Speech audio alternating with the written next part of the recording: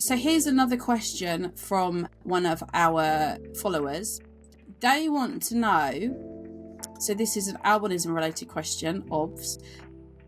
When you move your eyes, if you look to the right or you look to the left, can you, as in somebody who doesn't have albinism, do you see the same whatever direction your eyes are in? So if you look left, is it the same as if you look straight, or can you see less, or is it harder? Do you understand what I'm saying? Yeah, I think I do. So for people with albinism, often when you have nystagmus, if you look in one particular direction, so just to that side or to that side, your nystagmus might be worse or better. And so people are really used to having different vision depending on the direction their eyes are pointed. For somebody without albinism, on the whole, that isn't the case. So for me, if I look this way, or I look this way, or I tip my head down, I can see exactly the same thing.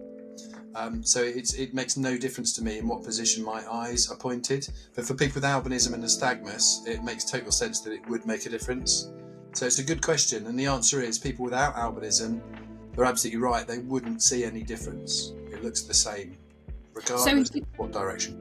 So if you look straight, if you're looking straight ahead, and then you look, so I don't know, say you're looking straight ahead and you can see a cat in a tree from like 20 meters away. Like if you looked out of the corner of your eyes, would you still see that in exactly the same way? I would. So there's a difference between corner of your eyes and moving your eyes. So if I looked at a cat straight on like this and I saw it, and if I turned my head but my eyes were still pointing the same direction, I would see it in exactly the same way. Someone with nystagmus most often wouldn't. But when we talk about looking at the corner of your eye, it's difficult because we sometimes mean different things.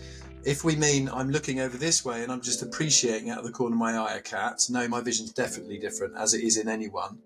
And that's because your retina is designed such that straight on, when the light rays hit the straight on bit, your vision is better. And the further away you go from that, the less good your vision is.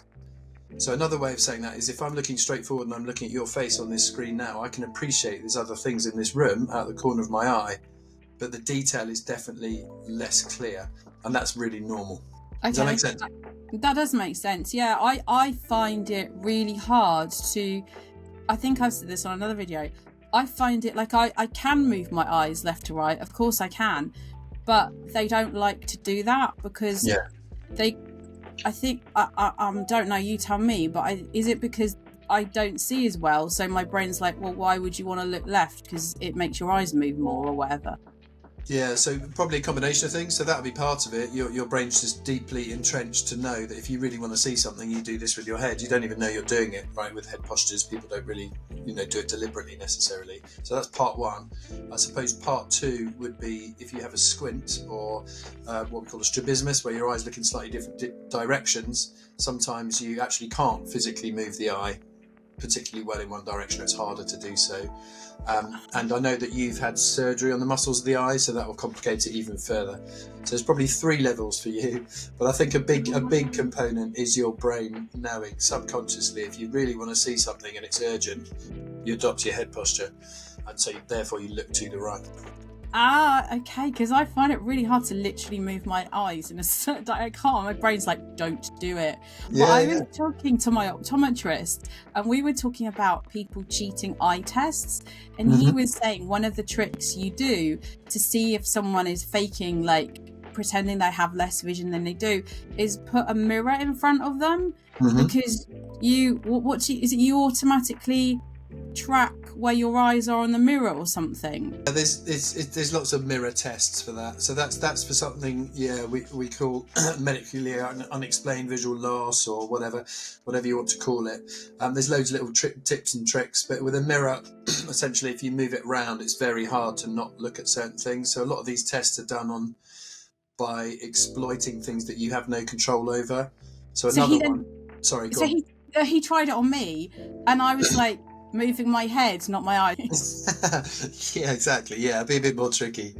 But yeah, there's all sorts of fancy tests like that. We use a big striped screen as well, because there's a really basic kind of visual response, which means that if you have striped lines or anything, in fact, moving in a continuous line, as long as you don't have a huge view around it, your brain cannot not follow them.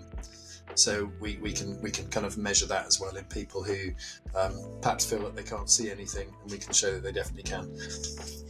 Okay, no, cool. That's good. I think that's answered that question. It's answered some questions for me too. So that's good. Brilliant. Thank you. No worries.